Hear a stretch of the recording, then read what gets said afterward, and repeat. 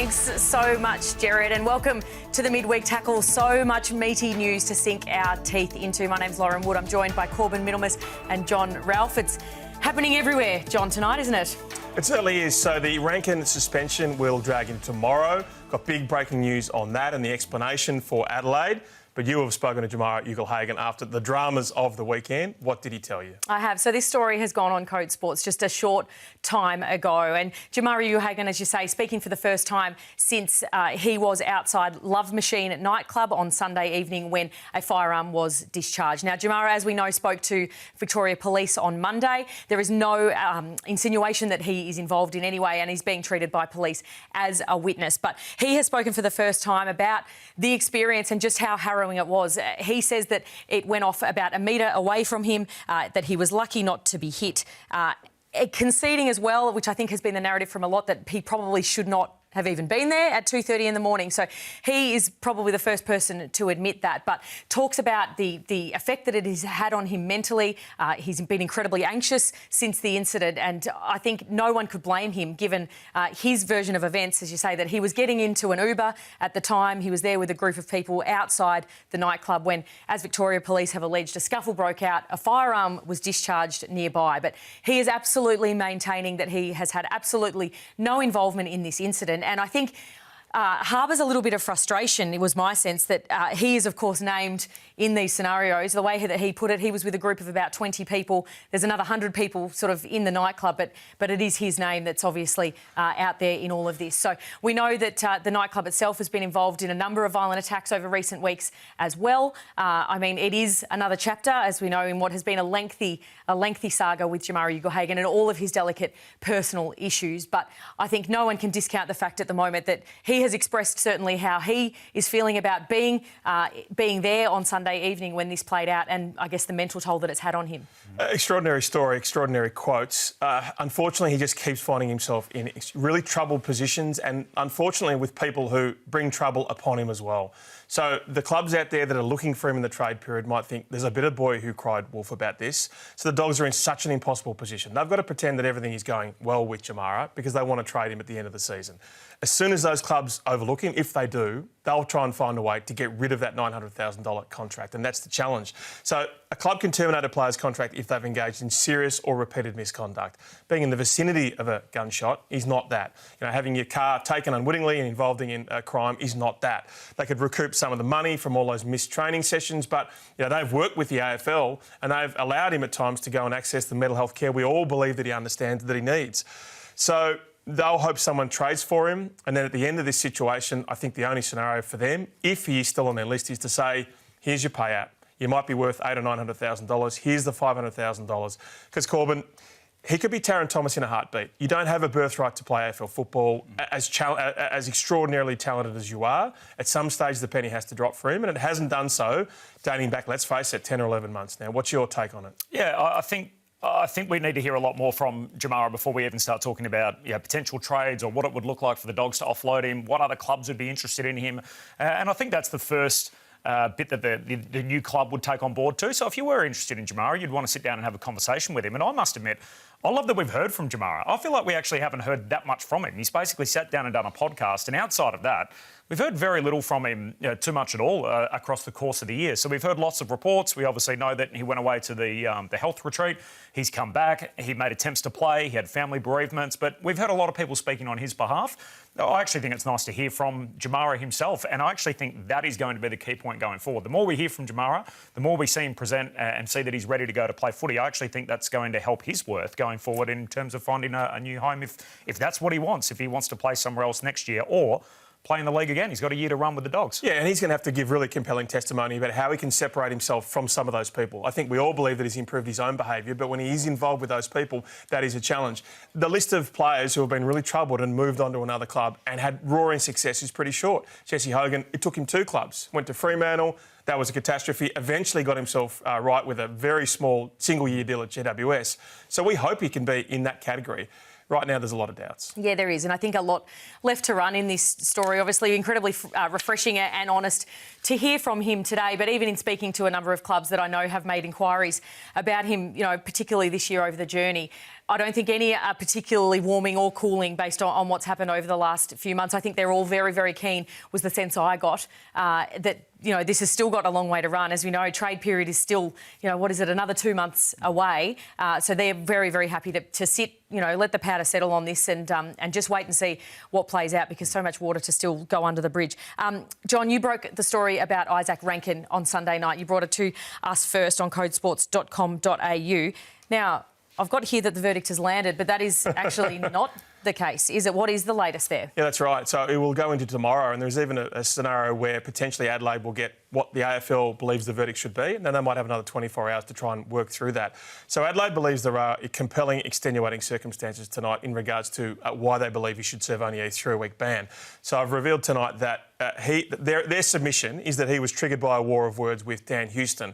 Now, of course, Dan Houston last year in the showdown knocked him out cold. He went off on a stretcher. Dan didn't play another game for Port Adelaide. It was a 5-week suspension.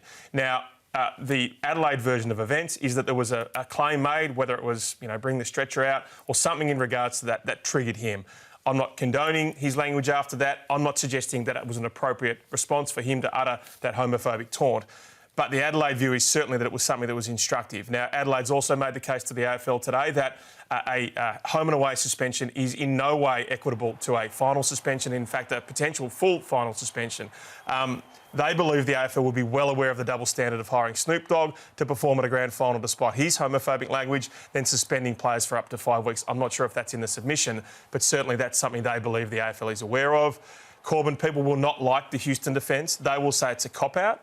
What do you make of it?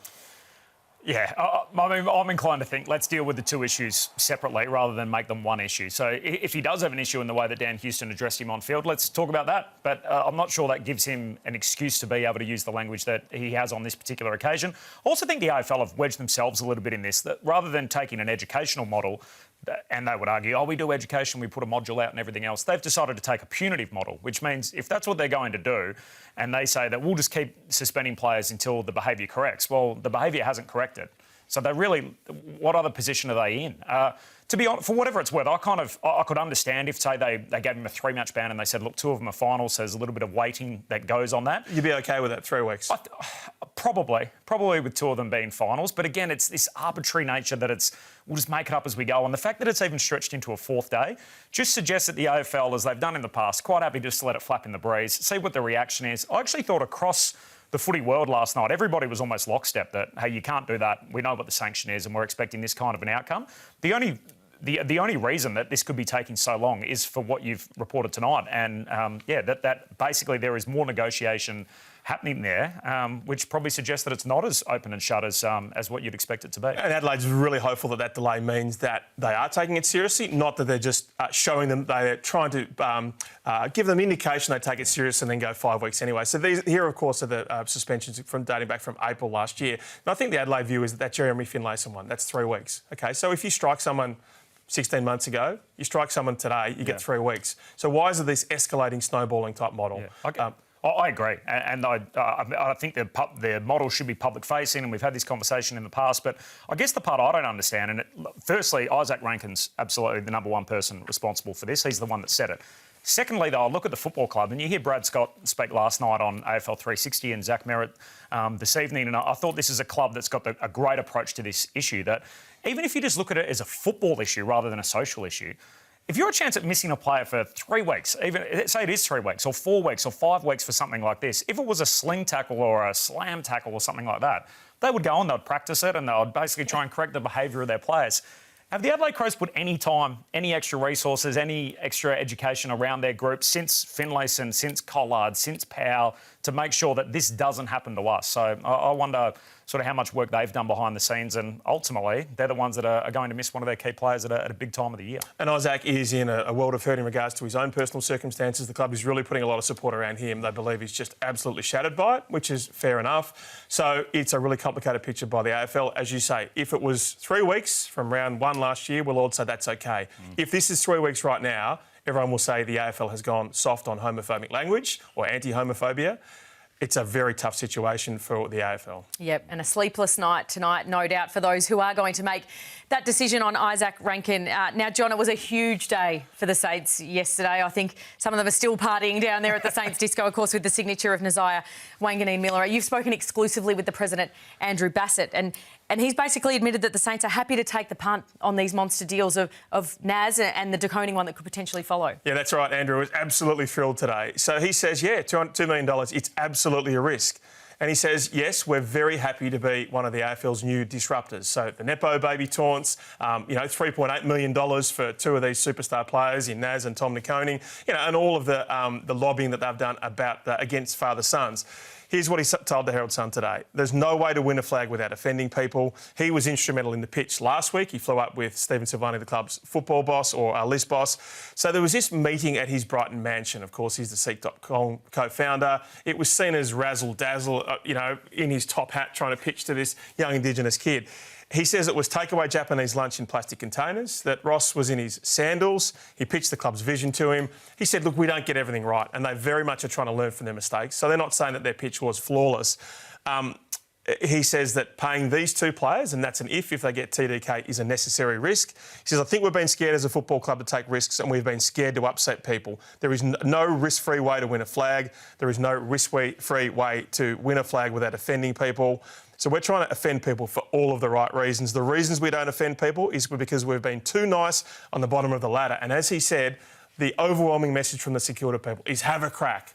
I think that's what the fans, Lauren, are saying right now. It's a significant change in language, isn't it? As you say, we're here to offend, we're not scared to take risks, and even Ross saying that we will not be walked over. I mean, it can't be overstated, really. A lot of people were saying yesterday that this could potentially have all of the signs of being a landmark day for St Kilda Football Club. I mean, you wrote in today's Herald Sun, John, that it was as big as Darryl Baldock almost. But, Corbin, it's a shift in language, and it is the sort of thing that could shift a football club, but it is a risk. I mean, if they do land De Koning as we expect on these big dollars, we're looking at 20% of the salary cap here, so they are all chips in. Yeah, and we're a cookie cutter type league, aren't we? So if they do it and it's successful, expect other clubs to do it. If it doesn't work, we probably won't see it again for a long period of time. But it sort of reminds me a little bit of the Giants, where the Giants are obviously relatively top heavy, and that's a retention issue trying to keep people in Sydney. And then there's all these draftees that come through, and what it basically does is every time you pick someone out of the draft, it resets your salary cap. So you're paying them bottom dollar rather than up the top. And then if someone leaves, then the next guy gets paid a little bit more, and the structure flows on from there. So maybe it does force St Kilda's hand a little bit, that instead of going to the open market, maybe they go to the draft, get a few more kids in and keep the top end strong, and we'll see what happens in the off-season. So I love the risk profile, but as Naz's manager Ben Williams said today, it's extraordinary how quickly the salaries have escalated, and extraordinary when you compare it to the stars of the comp, who a lot of them are on between $1 million and $1.2 million. So what happens now? So the most underplayed played players in the competition, what do their managers do? So I look at someone like Jason Horne-Francis, who's on about $700,000. Thankfully, his manager is also Ben Williams. Or Nick Dacos, who right now is on $1 million. That will escalate a bit, but not extraordinarily so by the end of his contract. What happens here? Because if their managers all put their hand out and all say, I want a 50% pay rise, that club can't win a flag. Clubs like Geelong will say, no, you take our offer, otherwise move on. It's a really challenging thing for the AFL landscape, and that's why there's such an AFL disruptor. They'll have that with their own issues, with their own club as well. Mm. Well, they're obviously looming large when it comes to Tom De Koning, with that massive contract that could go with him. But we know that he'll likely get to Moorabbin, but there's still a lot of intrigue around their other tall, isn't there, in Rowan Marshall? We love reading the tea leaves here. We love trying to assess all of the available evidence, and then you try and think what happens now. So there's been a lot of property-related trade stories. Liam Baker, he bought a property in Perth and then he goes. Matt Rowell, he's bought a property in Melbourne and then he stayed. So we don't always get those right. This is the first haircut-related trade story, Corbin. Now, just stay with me here. So the spies down Geelong Way are very aware of the fact that Rowan Marshall gets his hair cut down in Geelong very often. It's a long way to go for a trim. So my sources tell me that it turns out his brother Ollie Marshall plays for Newcombe in the Geelong League. So Rowan goes down there, he watches him, he gets his hair cut. We know that he, of course, I think New Zealand born, or at least heritage, but he's a Portland boy. So the Jungle Drums would say that he is headed to Geelong. The Cats are very much aware of the fact that he wasn't thrilled with the fact Tom De Koning was coming in. Ross Lyon is playing hardball. He says basically, if you contact our players in contract, you're in breach. So it's just buckle up and enjoy the ride. If it is a trade scenario, it's going to be real downright messy. Categorically nasty, as Ross said. I can't wait. I love it. Even the barbers are getting involved. We love this. Now, Liam Ryan might potentially be getting involved at Moorabbin too, these within St Kilda's sights. His manager clapped back on social media today. He said he has not been offered a 4-year deal by St Kilda. He's been offered a 3-year deal on the trigger. So he could still get to 4 years. My understanding is it'll take 3 years plus to get him into the conversation about a trade. St Kilda's offered 3 in the trigger. He'd be paid as much as $600,000. He was very keen to get to Port Adelaide if Naz got there. Essendon's offering 2 in the trigger. So I would say right now everything looks like it's heading to St Kilda. So it's another player there, as well as Leclerc and, of course, re-signing Naz. Yeah, we know, as you told us a few months ago, they have had their sights set on becoming a real destination club in the Indigenous space. Auntie Katrina Amon, obviously running the development program there, and Bradley Hill, as we understand, an instrumental figure in keeping Naz. But take us to Essendon, Corbin, because you've had your eagle eye on their bench. We know that clubs are only allowed a certain number of people down there on the bench on match day, and the Bombers are doing things a little bit differently. That number is 12, so the Bombers are choosing to use one of their 12 spots on a sports psychologist, and that is Ben Robbins. Now, for footy fans out there, and there'll be plenty of those watching Fox Footy, I'm sure, Ben Robbins is a former footballer himself. He was originally drafted to the West Coast Eagles and then amassed 92 games playing with the Brisbane Bears and then the Lions, and then eventually finishing his career with the Kangaroos. He's a doctor. He's the head of psychology, obviously, at the Essendon Football Club, and he sits on the bench. Now, this caught my attention on Friday night in the game that the Bombers played against the Saints, where Jai Menzies, who is one of 15 players off contract at the Bombers, had a couple of shots early in the game to try and get his day going. So he's one of many players in the competition playing for his career as it stands right now. And this was the third shot he had in quick succession and missed. Now, he came towards the interchange bench after this, and you could see it on his face. He was absolutely distraught, and we've put it through the lab here. And whack to the interchange bench, and watch the figure on his left just take the headset off and move over. That is Ben Robbins. So Ben Robbins goes over, has a chat to him, puts his arm around him. They disappear down the tunnel. They have a chat for a few minutes, and then he returns to the field of play. So this is in real time that the club sports psych helping a player in a moment of distress. He gets another opportunity, deep breath before he takes a shot at goal. And this is what happens next for Jai Menzies. He's able to turn his night around in real time. So not every club does this. Not every club has a sports psych on the bench. And yet for the Bombers, given the state of development they're in, plus the unusual scenario with so many players off contract, I thought it was an amazing cause and effect between, somebody whose role it is at the club to help players in stressful moments like that and what we saw transpire on the field. And it's why Essendon's so frustrated by the injury toll, because they believe they're setting their club up the right way. They're making the right draft decisions. They've certainly brought in David Barham and Craig Vozzo. They've brought in an extraordinary amount of development coaches. They've got the right senior coach, which they've extended. And, of course, the injuries are dragging that down. So they're doing the right things. Bit of a lag effect. Now, we know that they are missing the finals, of course, the Bombers, and that extra game thanks to the Cyclone on the Wednesday after round 21 against the Gold Coast. It's been labelled by some as the dead rubber game that's going to sort of lob into the next week. But the great irony is, Corbin, that they could effectively shape the finals on what's, it's a bit of a weaving Wednesday, that one, isn't it? There'll be many people out there thinking, just fax through that result and let us know, basically, when what the margin is and whatever, and we'll get ready for the finals and the rest of the games in the meantime. Well, you won't be able to. So you will have to watch the Wednesday night game, and lucky we've got them all here on Fox Footy, so you'll be able to see that in its entirety before the final schedules is released following that. And the reason for it is, say we get through the 9 games this weekend, and just for the sake of the argument, the 9 favourites win this weekend, which, as we know, sort of rarely happens when we try and put our tips in. But this is what the final system would look like going into the opening week. So you would have Adelaide playing Collingwood, you would have Geelong up against Brisbane in the qualifying finals, and then the 2 elimination finals would look like this: GWS up against Hawthorn and the Dogs playing the Gold Coast. Now, there are a whole lot of scenarios which we're about to show you as to why this final system could change bearing on that result. So if it's a draw? If it's a draw, this is what happens. The Gold Coast... Imagine that after the Cyclone and everything. ...with the 2 points, find themselves hosting the Western Bulldogs in the event of a draw.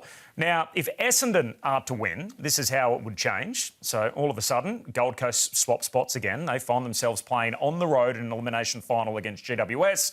Top 4 stays the same and the Bulldogs play the Hawks. Now, if the Gold Coast win, but only by a narrow margin... This is what it would look like. All of a sudden, change of positions again. Gold Coast are back hosting an elimination final against the Hawks.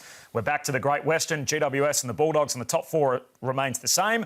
But if Gold Coast win by enough, this is what would happen. again, we've got a mix-up and multiple games change where all of a sudden now Collingwood don't have the double chance. They're in a cutthroat elimination final against the Hawks, and the Gold Coast get the double chance and a trip to Adelaide. So that scenario would actually impact as many as 3 different games from what we thought at the start of Wednesday morning to what we go to bed that night, and the final system could be completely different. So the moral of the story after that sort of long-winded spiel... Thank you, Anthony Green. Well done. Yes.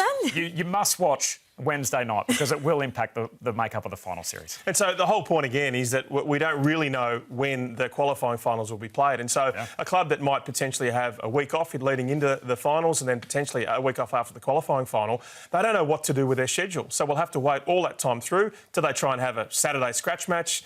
All of a sudden, after a Saturday scratch match, they're playing the next Thursday night. The AFL has tipped up the axis there. They've played Saturday qualifiers everywhere, or Thursday, Friday, Saturday.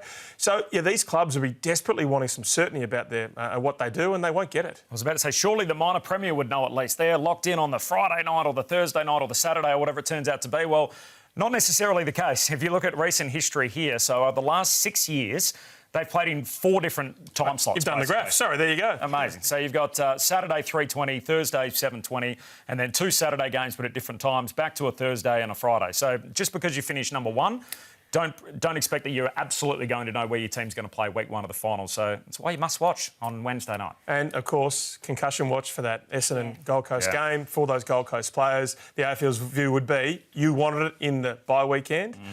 But I tell you what, imagine if one of the stars of the competition is not able to play in that inaugural Gold Coast final. Oh, they'll be hell to pay, won't they? Geez, I'm glad it was him and not us having to crunch all those numbers, John. Of course, there will be some teams that miss out on the finals as of this weekend, of course, coming down to that last game. And for others, Mad Monday will arrive, Wacky Wednesday, and the costumes that go with it. Or will they? We'll have an update on what is to come for you right after this on the Midweek Tackle.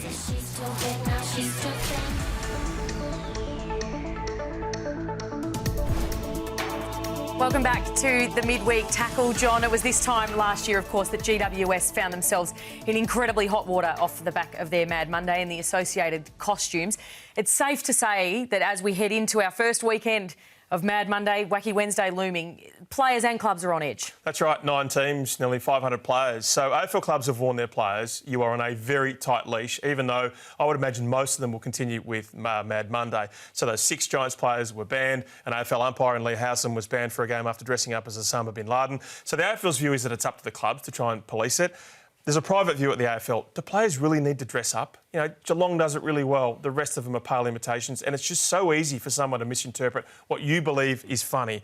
One club senior club official told me this: we'll let our players do what they want to do, but there's no such thing as a private room. There's no such thing as the old lock-in. The GWS boys, of course, were caught on CCTV, and, of course, that meant that 13 of them faced some sort of penalty. I'm of the view you scrap it. You do what you want. A week later, in your own private houses or in Tahiti. You can't trust them to know where the line is? Of course we can't trust them. We've just been talking about Isaac Rankin. They obliterate the line every single time. Yeah, Adam Treloar, there's a very close watch on him contract-wise, Corbin, and where his future is going to lie and if it's at the Western Bulldogs. But you've got some detail on the extreme lengths he's gone to play this season. Had 40 disposals, kicked a goal on the weekend, so he's in the mix, as we like to say. But we spoke to him on radio a couple of weeks ago, and I'm lucky enough to work with Brett Delidio. And Adam Treloar revealed in the chat that Brett Delidio had actually sent him a text. Of course, Delidio famously, his career ended with a series of calf injuries, and said, look, the best results I had was from a thing called a PRP injection. He said it's where blood's taken from a different part of your body. They draw out the plasma, they put it into the injured calf, and basically the white cells help it heal faster. And Treloar took it to the club medicos and said, I want to try that. And sure enough, they did. He's back on the park, and Delidio said that was the best results that he got for any prolonged period of time after his sequence of calf injuries. So fingers crossed for Adam Treloar that it works for him in the same way. You got to play him. So those 40 possessions and 10 tackles, 9 clearances in 84 minutes of game time. This is your effective final. You can't leave him on the bench. Maybe you can start him as a sub and bring him off the bench, but you cannot not play Adam Treloar. It might cost you a final. Yeah, compelling to see what Luke Beveridge does there. Now, we know you love your American sports, Corbin. It's a bit of an Aussie takeover stateside at the moment, and a former Blue and Bulldog is chancing his hand at punting from this weekend. It's a great story. He's a 29-year-old freshman, so first year of college at 29, having played 33 games in the AFL. Oh, I love it. Good luck to Billy Gowers, who's going to debut in college ball this weekend as a punter for the University of Hawaii, the team known as the Rainbow Warriors. Beautiful story too. He's out of the Pro Kick program that Nathan Chapman runs. Chapman actually played with his dad, Andy Gowers, so they were teammates back in the Brisbane Bears days.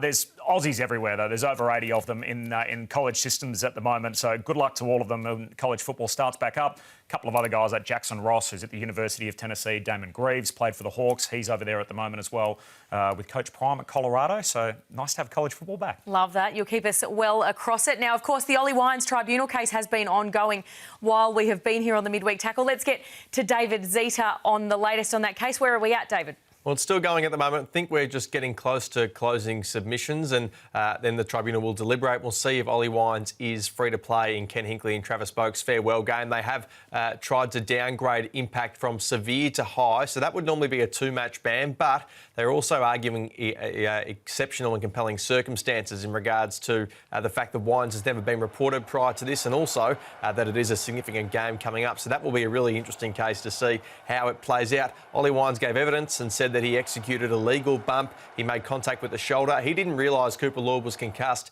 until he got off the plane on Sunday getting back to Adelaide. That's when he first realised. So he had no inkling that this was the case, that Cooper Lord was concussed from this particular incident. Also, the Power saying that delayed concussion, it could have been from a different incident that we haven't seen yet. So there is a bit of toing and froing going on between the tribunal and the Power. Hopefully we will know the result in the not too distant future. Thanks so much, David. Great to have you with us, and fantastic work by both of you, as per usual. All of your AFL news, of course, at codesports.com.au. There's plenty going on. We'll see you there, and next time at the Midweek Tackle.